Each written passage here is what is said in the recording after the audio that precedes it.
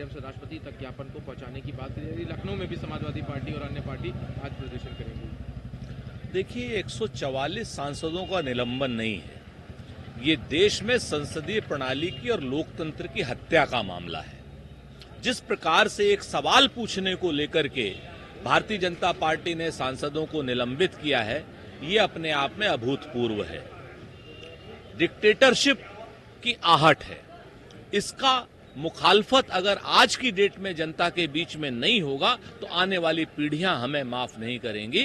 विपक्ष अपनी जिम्मेवारी जनता के बीच में जाके निभा रहा है और इस आतताई सरकार के उखाड़े जाने तक ये सब संघर्ष जारी रहेगा।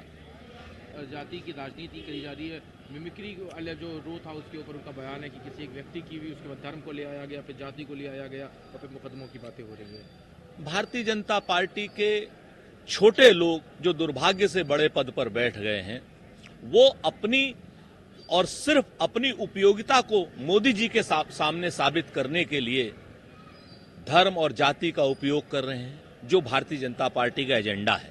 दुर्भाग्य है अगर श्री खड़गे जी भी ये कहें कि राज्यसभा में सिर्फ उन्हें इसलिए नहीं बोलने दिया जा रहा है कि वो दलित है, तो क्या अच्छा होगा? लेकिन खड़गे जी ने तो आज तक नहीं बोला।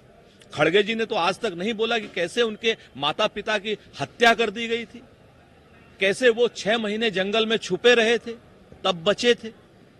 इन सब बातों से वर्तमान की राजनीति का कोई लेना देना नहीं है। और जिस तरीके से भारतीय जनता पार्टी धर्म और जाति की राजनीति कर रही है, उससे स्पष्ट है कि भारतीय जनता पार्टी के पास मुद्दे खत्म हो चुके हैं। वो भय से, भूख से, भ्रष्टाचार से, बेरोजगारी से के सवालों पर जवाब नहीं देना चाहती। सर, कल रेस्लिंग भी हैं, उनको ये पद की जिम्मेदारी दे दी गई है, लेकिन उसके बाद जो रेसलर जो प्रोटेस्ट कर रहे थे उनके अंदर काफ़ी रोष है। साक्षी मलिक ने अपना रेसलिंग से इस्तीफा भी दे दिया। एक बड़ी चीज़ हुई है हिंदुस्तान के ये एथलीट्स के अंदर। कुश्ती संघ में पैसे का, पद का और सत्ता का प्रभाव स्पष्ट रूप से परिलक्षित हो रहा है और ये दुर्भाग्यपूर्ण है कि ओलंपिक के इतिहास में कुश्ती में महिलाओं में पहला पदक और अब तक का इकलौता पदक जिस साक्षी मलिक ने लिया, उसे रोते हुए कुश्ती छोड़ने की घोषणा करनी पड़ी है। ये दुर्भाग्य है देश का। अगर आज भी देश के लोग देश की इस बेटी के साथ और कुश्ती के साथ नहीं खड़े होंगे तो ये सारे के सारे संघ जो हैं, ये पैसे, पद और सत्ता के प्रभाव में चले जाएंगे और खेल का नाश हो जाएगा। कहीं ना कहीं इस वक्त साक्षी मलिक के साथ खड़े होने की आवश्यकता है, खिलाड़ियों के साथ खड़े होने की आवश्यकता है। फेडरेशन में खिलाड़ी होने चाहिए। सर, अभी जिस तरह से हफ्ते के अंदर कोई एक्शन ले, राहुल गांधी ने 22 नवंबर को जो बयान दिया था उस प्रधानमंत्री मोदी को लेकर कि जेब कतरे वाले, तो उसने कहा कि ये सही तरीका नहीं था और इसके ऊपर एक्शन लेना चाहिए।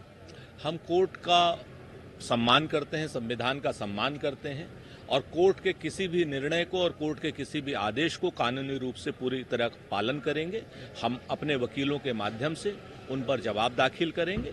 बाकी संविधान का फैसला अंतिम होगा। सर, नया समन मिला है तो उसके ऊपर तेजस्वी ने कहा मैं 2017 से ये झेल रहा हूँ और अभी तक रोज मेरा ये पूछताछ जो है, चाहे ईडी हो, एजेंसीज बदलती रहती हैं, लेकिन किसी को कुछ मिला नहीं। जब तक ये चुनाव पूरी तरह से वो नहीं हो जाते तब तक ये जो एजेंसीज हैं ये इस तरह से कार्रवाई करेंगी। घबराई हुई भाजपा बिहार में अब ईडी को आगे करके अपना चेहरा बचाने की कोशिश कर रही है। जाति जनगणना के बाद भारतीय जनता पार्टी बिहार में अपना चेहरा नहीं दिखा पा रही है। भारतीय जनता पार्टी ये नहीं बता पा रही कि जिस जाति जनगणना के पक्ष में वो थे, आज की डेट में विरोध में क्यों है। इसीलिए तेजस्वी यादव जी को परेशान किया जा रहा है और उस केस में परेशान किया जा रहा है जो ये केस जब दाखिल हुआ था तब तेजस्वी मात्र 8 साल के थे। इस तरीके की घटनाएं जो कर रहे हैं भारतीय जनता पार्टी वाले ईडी के जरिए, समय बदलेगा तो शायद ये सब चीजें बूमरैंग होंगी। भारतीय जनता पार्टी वालों को इसके लिए तैयार रहना चाहिए। नमस्कार, मैं हूं मानक गुप्ता। अगर आपको हमारा ये वीडियो पसंद आया हो तो इसे लाइक और शेयर जरूर करें और हां, हमें सब्सक्राइब और फॉलो करना ना भूलें ताकि आप देश और दुनिया की कोई खबर मिस ना करें। तो जुड़े रहिए हमारे साथ और देखते रहिए न्यूज़ 24।